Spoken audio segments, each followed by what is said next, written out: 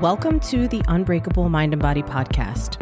I am your host, Tiana Gonzalez, a multi-passionate creative, storyteller, and entrepreneur with a fierce love for movement. This is our space for powerful stories and actionable strategies to help you build mental resilience and elevate your self-care practice. Together, we will unlock the tools that you need to create an unbreakable mind and body. Welcome back. I am your host, Tiana, and this episode is going to be a mishmash of a whole bunch of things because I have really given myself a lot of time to be creative. And so therefore the juices are flowing and I have so many things I want to talk about with you today. By the end of this episode, you will walk away with some interesting ideas about how I see life progressing and the duality in which we live in.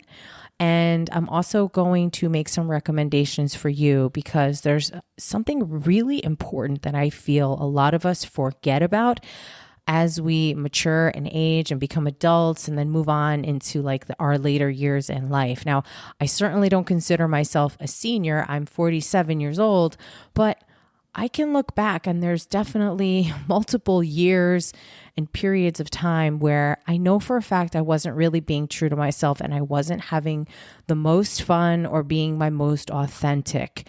Even though if you had asked me at that time, I would say, yeah, I'm being true to myself. I know for a fact I wasn't. So the first thing I want to talk about is how I woke up yesterday morning and there was a trolling comment on a reel that I posted on Instagram.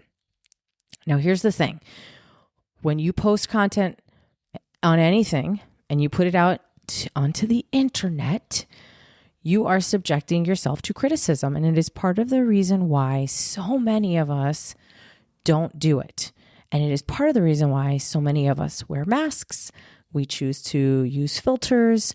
We might even filter our thoughts, ideas, and our intellectual property because one, it could be super unique. Two, maybe you don't want someone to steal it. And three, maybe there's a little bit of, something being sacred to you that you just want it for yourself and you don't necessarily want to share it with the world. And that's absolutely okay. But this video that I posted was basically saying, it was a B-roll video with music, with words on the screen that basically said, "You can't hurt me. When I was escaping an abusive relationship, I had to take on 3 jobs to pay back debt that I inherited." And the person who left a comment basically alluded to the fact that, since I was emotionally abusing my partner and he decided to leave, that I didn't have a honeypot to extract from and I had to actually work to pay my own bills. And I just could not stop laughing. I just could not stop laughing because that couldn't be any further from the truth. Now, first, let me say, years ago, I would have been really defensive. I might have tried to engage with this person, or I would have sent them a message, or I would have deleted the comment. I did none of the above. They will be not be getting a reaction from me. They don't deserve it. Because the reality is, first of all, it could be a fake profile, in which case, whoever that is, they really need to get a life. But also, I kind of feel bad for this person because it's like, is your life really that bad that this is how you're choosing to spend your time by leaving a really rude comment on a stranger's video? Okay. I feel bad for you.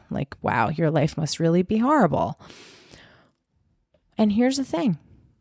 Within a few hours on the same morning, I went to the gym. I saw a friend.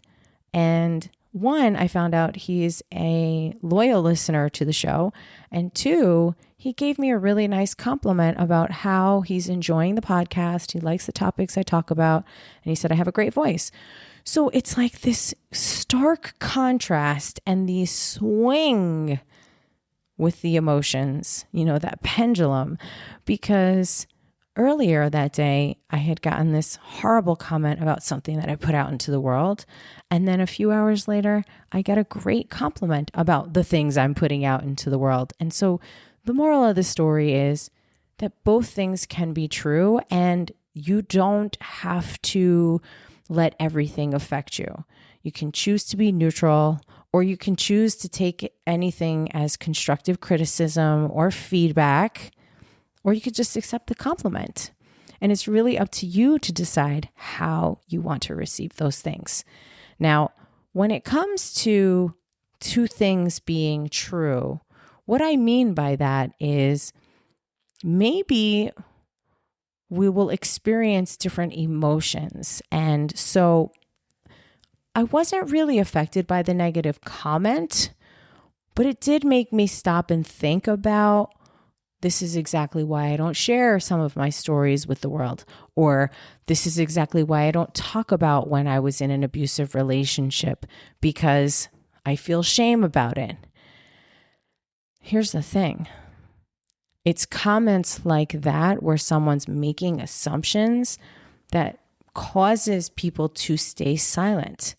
And oh, by the way, there are a lot of men that are in abusive relationships. It's not only about women or women saying that they're in a bad situation and that they're trying to get out of it. There are a lot of instances in where a man is in a relationship and he's the one who's the victim, where he's the one being treated poorly. And it's horrible. It's absolutely horrible. So I think it's worth showing a little kindness and being patient. You never really know what someone's going through behind closed doors. And then I also think if somebody's doing something great and it's helping you, let them know. So those two experiences I had within, I don't know, a couple of hours. And it was so interesting. It made me stop and think. It made me really question, how am I presenting myself into the world? And is there something that I want to improve upon? And that's just literally where I'm at with things. But this was such an interesting experience for me to sit with. Now, the second thing I want to talk to you about, and I told you this episode is going to be all over the map. The second thing I wanted to talk about is how I mentioned to someone earlier today, they asked me if I had kids, and I said, no, I don't have any kids. And it was two gentlemen that are members at the gym. One is a retired bodybuilder and the other is his friend. And we were just talking about our kids, they were showing me pictures of their kids on their phone, and really nice people. And when I said, oh, no, I don't have any kids. And the one friend said, oh, why not? And I said, well, I was pursuing my bodybuilding career. That was my dream and I was all in.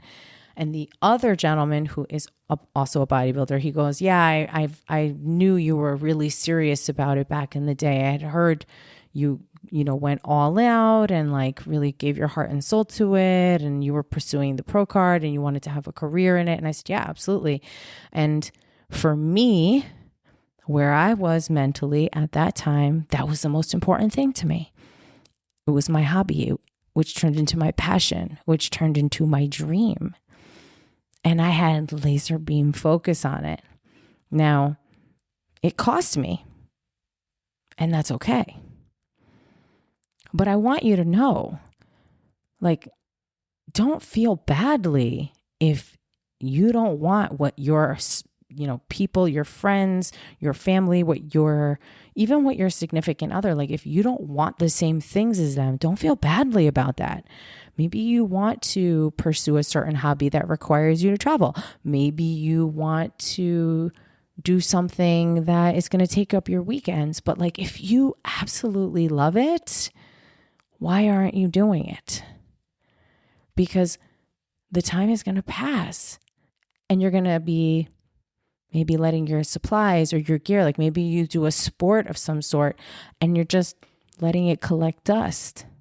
Now, things do change when life changes. Maybe your job changes, you get kids, or you move, or whatever the case may be. And so things shift for you.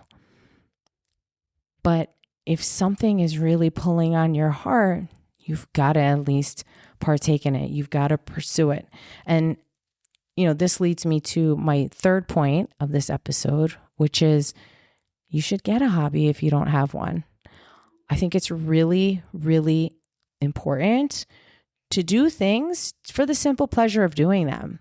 We live in this era, this time where everything is monetized. People, they sketch a couple of doodles in a notebook and all of a sudden they have an Instagram account and they're selling, little pieces of artwork, or they create an Etsy store. And listen, I'm not going to knock anyone's hustle, but not everything needs to be monetized. Not everything needs to be turned into a business. You can do things because you love doing it. You can do things because they make you happy. You can do things because you enjoy learning about yourself through the process. I have come to a conclusion about myself with my artwork. Started painting 2 years ago, acrylic on stretched canvas, and I'm okay. I think that I have a good natural base, but I lack technical skills. So most of the things I paint are kind of abstract, and I've gotten a pencil, a couple pencils and a notebook. I've practiced in the notebook because I think sketching will help me with my painting, meaning learning how to create things that look more realistic, like facial features, pieces of fruit, objects like a wine glass, or even a leaf or a flower. I've done a couple of pencil sketches of those things, but I'm struggling with the painting because I'm very limited in my ability. So if I can stretch myself a little bit and really learn some of these new things or figure out how to do it, my painting will improve significantly. Now, what's fun is I have a couple pieces that are really, really good. And then I have a couple pieces that are just, they're okay. From afar, they look great, but up close, you can see that they really need some improvement. And I'm kind of at a point where I will just get bored with the painting and move on to the next. And then I'll go back and forth. And it's hard for me to actually decide when something is finished, when something is done, when I want to put my name on it and move on from it permanently. And I wonder if that's a common thing with people who paint for hobbying or people who draw. Like, at what point do you know that something is actually done? Now, I've talked to other artists and they just say, well, you'll know it's done when you'll just know when you know. And I guess I will figure out what that means in time. And I just have to do it a little bit more. But I am happy to say that I sketched over the weekend. I worked on a nose and a wine glass. The wine glass did not come out that good, but the nose is pretty good. And it's really just about being super, super patient and just being very gentle with the pencil, not pressing too hard, and just going over and over and over, like hundreds of times over the same space, shading differently, and just seeing how that looks, what comes out, Now, there's one more thing I want to talk to you about. And I appreciate you sitting with me as I ramble, because this is literally how my brain functions. There's something called the liminal space. And the liminal space, this is subject number 4, by the way. The liminal space is this in between. I've talked about this on other episodes in the past, like with caterpillars when they're in the cocoon and they're not quite a caterpillar anymore. They kind of become this like soupy, watery substance. And they're going through their changes, their metamorphosis to become the butterfly. And that's similar to the liminal space that we are in when we are becoming someone new. Now you're going to ask me, well, I'm not really becoming someone new. I'm still going to be me. Yes, you are. But if you are working on yourself, if you're doing some type of self-improvement, or you're learning a skill, or starting a business, or studying a subject, who you are at the end of that process is a new version of yourself, because now you've gained all of that knowledge and experience. And when you're thinking about the next version of yourself and what their life looks like, or if you're envisioning a future, it's really exciting, right? Maybe you envision having a house somewhere, or living in a certain area, or your business is doing a certain number, like monthly income. Let's say, you pick a random number for yourself that is satisfying for you. I know I have a number that I want to hit in profit month over month, and I'm nowhere near it, but I know I'll get there. And so even just in saying that, like, I know I'm going to get there. Knowing you're going to get there, what do you do in the 3D reality that you're living in, where you're not quite there yet, but you're working towards it, and you're not forcing it? You're trusting your intuition. You're trusting the signs that you're receiving. You're listening for any sort of cues or direction, or looking for where things look easy, but your 3D situation doesn't match what your future holds for you yet. What do you do with that? So the short answer is you have fun, and you make sure that you feel good, and you do things that the future version of you will enjoy. And it sounds crazy, right? So here's an example. I have a friend, she lives in Chicago, and she teaches this principle of, like, if you want to live a wealthier life, the answer to it is not to cut back on your lifestyle or to downsize so you can save money so that you can become wealthy. No, you actually want to continue and look for ways to make your life feel easier and better and more enjoyable. And one of the things she does is she goes to Starbucks almost every day, and she gets matcha latte. And, it's, I don't know, maybe $4 or $5, maybe even $6 at this point. And that is something that makes her feel really good. She enjoys it. She sips it in the car when she's like on her way to the gym, and it just gives her peace, and it's warm and it's soothing, and it gives her energy, and she loves it. And sometimes she'll buy the people if she's in the drive-thru, the people in the car behind her, she'll buy their drinks as well. Like, she'll leave $20 or whatever with the barista. And for her, that helped her feel like she was wealthier before she got there.